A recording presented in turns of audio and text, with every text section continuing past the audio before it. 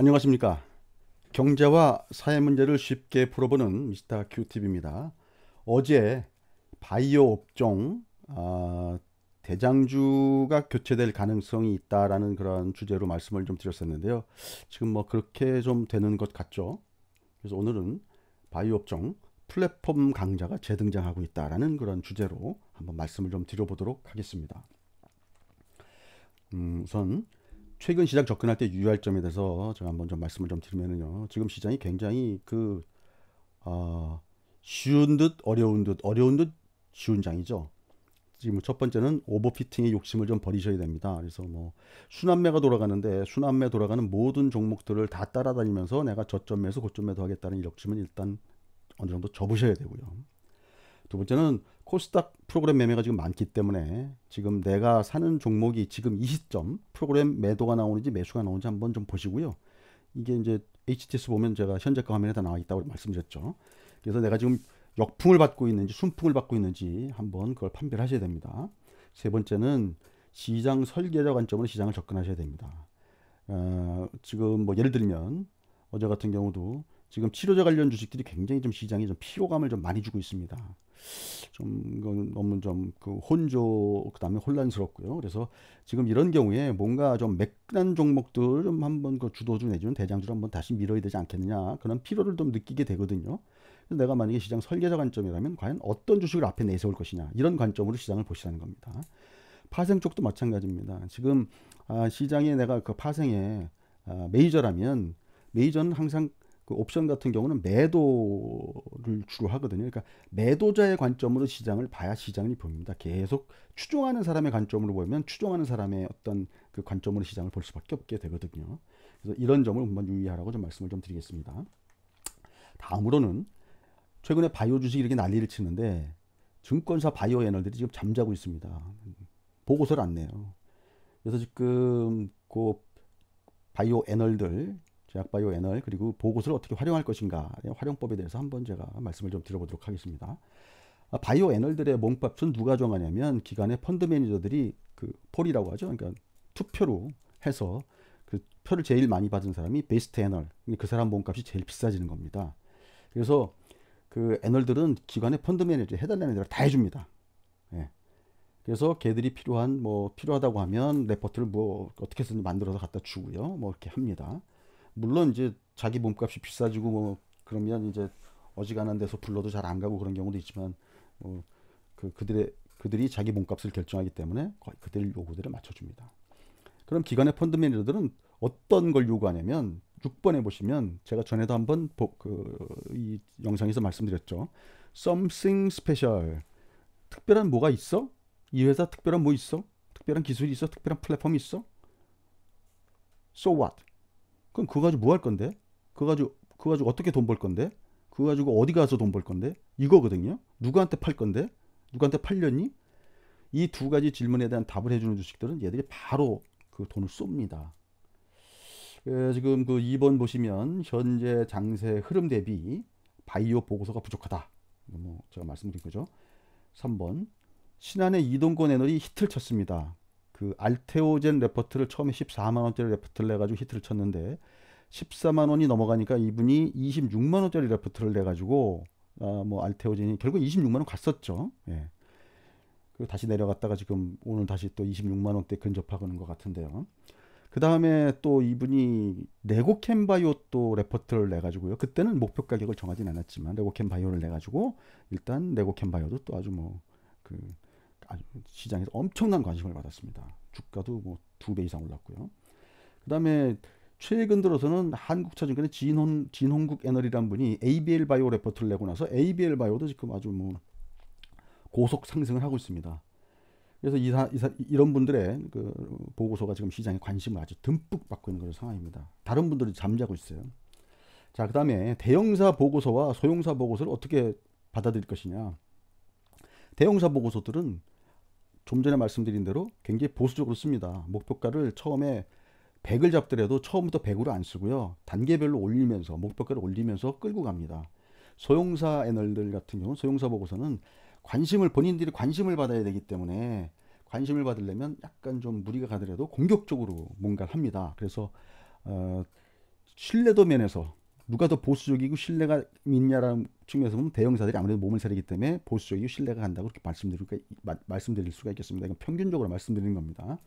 그래서 대형사에서 레포트가 나왔다 그러면 일단 요즘과 같이 강한 장에서는 믿고 질러보는 거죠.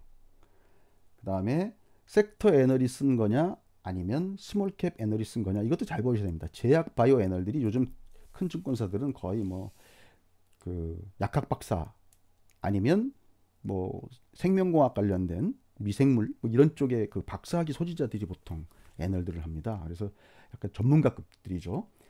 근데 이제 스몰캡 애널들은 아니거든요. 그러다 보니까 아무래도 레포트의 깊이라든지 이런 것들 신뢰도 면에서 아무래도 평균적으로, 이것도 평균적인 거죠. 모든 게 다 그렇지는 않겠지만 좀 떨어지게 됩니다. 그래서 섹터 애널이면서 대형사 보고서인 경우에는 좀 믿고 보셔도 된다, 그런 차원으로 제가 말씀을 드립니다. 우선 그 미국 시장을 우리가 그 따라가고 있다고 제가 말씀드리죠. 저희 나라 시장의 방향을 결정하는 건 미국 시장이라고 말씀드렸죠. 그 다음에 나머지 뭐 대북 관련된 것들이 이런 것들 다 노이즈에 해당된다고 말씀을 드렸습니다. 자, S&P 500 일봉입니다. 여기 보시면 지금 S&P 500은 제가 계속 말씀드리지만 이렇게 황색선 세로 황색선이 파생만기인데 얘네 파생만기를 중심으로 항상 이런 식으로 방향이 바뀐다고 제가 말씀을 좀 드렸습니다. 자, 근데 여기 보시면 여기 갭 하락이 나오고 난 이후에 이 갭 하락을 메우지 못하고 있죠.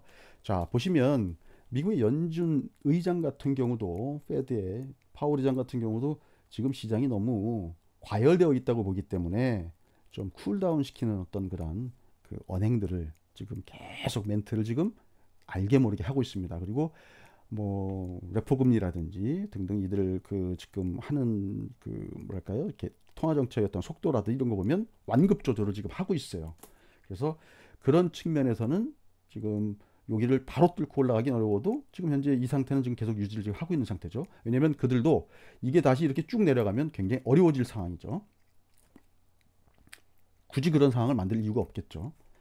자, 제가 빅스 차트 계속 보여드리고 있죠. 지금 빅스 차트도 보시면 그 노이즈지 지금 방향이 지금 다시 뭐 이렇게 가는 그런 흐름은 아니죠. 빅스 차트 위로 가면 주가가 떨어진다는 말씀이죠. 자, 빅스 차트, 빅스 값이 어떻게 결정되는지 제가 한번 말씀을 드렸는데 나중에 시간이 되면 다시 한번 말씀드리겠지만 이거 복잡하게 생각할 필요 없거든요. 선물 가격이고요. 이거는 옵션 가격이라고 보시면 됩니다. 그래서 선물 가격하고는 반대 방향, 옵션 가격하고는 같은 방향이라고 보시면 됩니다. 자, 풋콜 레이쇼, 풋 거래대금을 콜 거래대금으로 나눠진다고 했죠. 아무래도 떨어지는 거를 사람들이 그 예상하고 그쪽에다 그 배팅을 하면은요, 풋 쪽에서 거래가 많이 됩니다.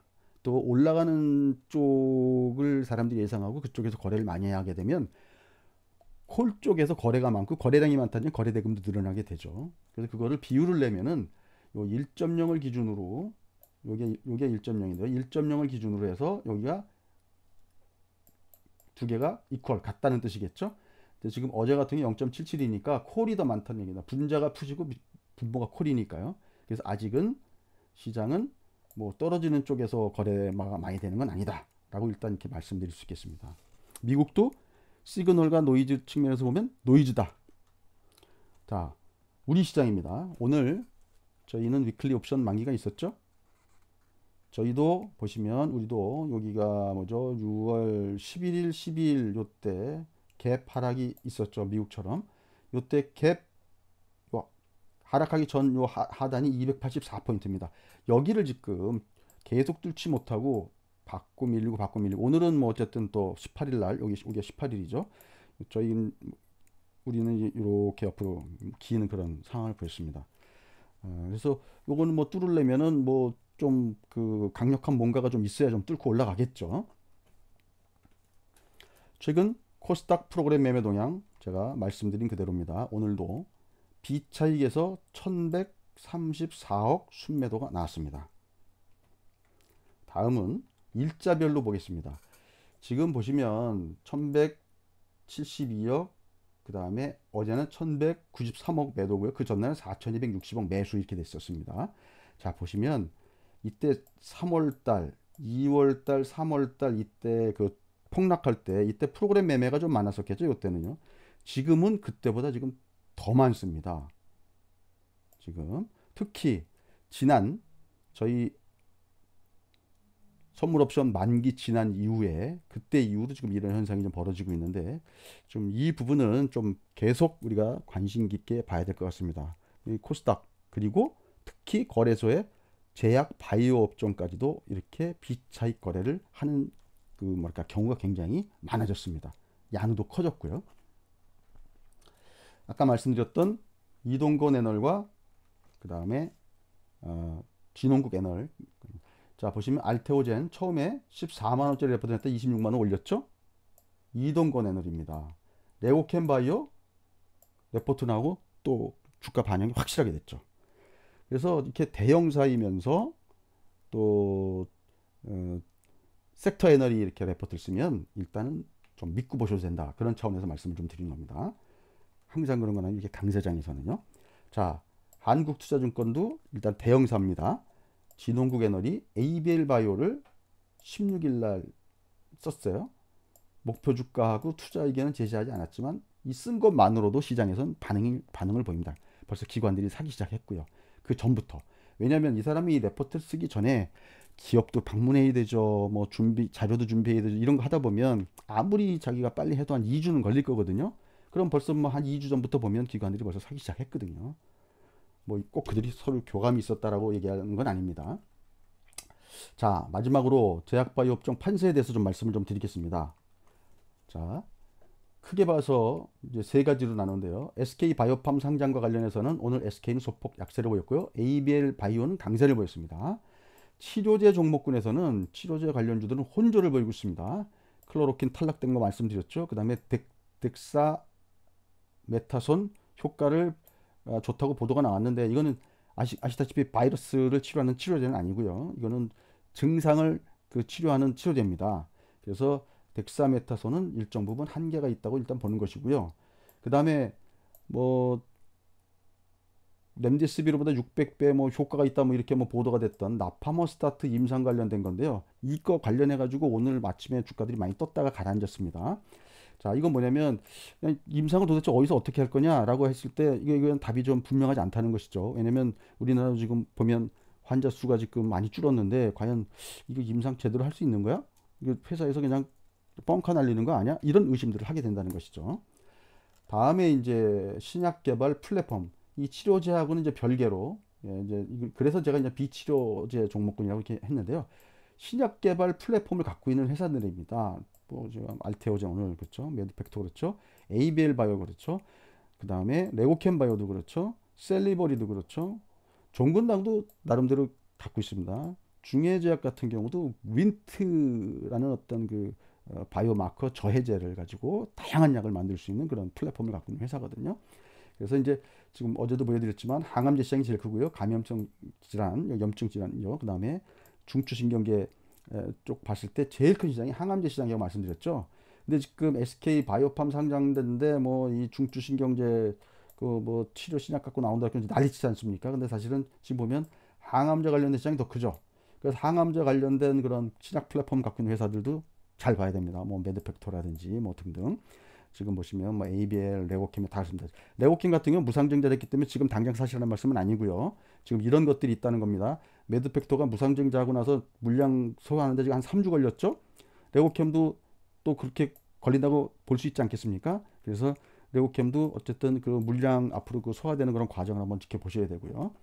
셀리버리는 제가 한번 말씀드렸죠. 셀리버리는 이런 플랫폼 갖고 있는 회사인데 이 플랫폼 가지고 지금 가서 연구하고 좋으면 계약하겠다고 한 회사가 갖고 와서 지금 너무 오랫동안 계약을 안 하고 있어서 제가 그래서 약간 매매에 있어서 후순위로 좀 하고 있다고 그렇게 말씀을 좀 드렸었고요.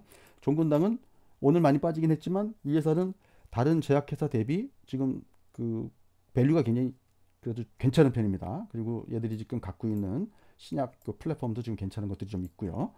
ABL 바이오는 뭐 지금 아까 말씀드린 그대로고요. 알테오젠은 뭐 두말 뭐 할 필요 없는 그런 회사고요.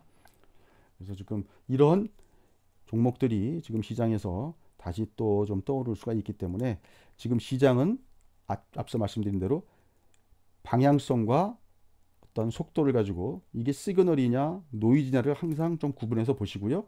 그런 것들을 잘 판단하신 후에 좀 완급 조절하시면서 투자하시면 좋은 성과가 있을 것이라고 예상을 합니다. 오늘 말씀이 마음에 드셨다면 구독, 알림, 좋아요 부탁드리겠습니다. 감사합니다.